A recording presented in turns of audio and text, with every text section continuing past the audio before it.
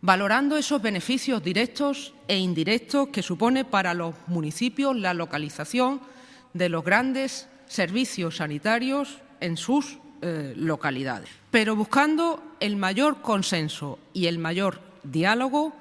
y a la vista, sobre todo, de que, confirmada la legalidad de la disposición, es necesario profundizar en esa vía de consenso y de diálogo. El Consejo de Gobierno ha adoptado el acuerdo de no incluir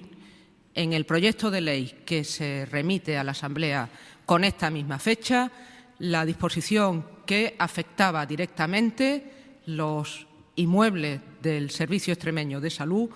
a algo que obviamente están haciendo. Debo destacar que en este proceso, además de coherente, responsable y dialogante, la Junta de Extremadura ha sido transparente, porque es la primera cuestión que ha sido el Gobierno quien lleva al proyecto de ley la medida, quien la somete a información pública, quien la expone a los ciudadanos, quien la abre al debate, quien permite alegaciones y, sobre todo, la somete a la consideración de los diferentes órganos informantes que ya he señalado antes.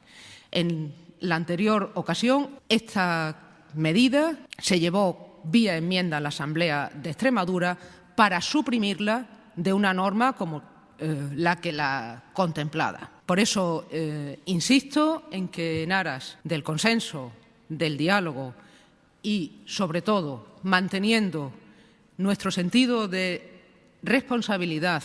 a la hora de exigir y cumplir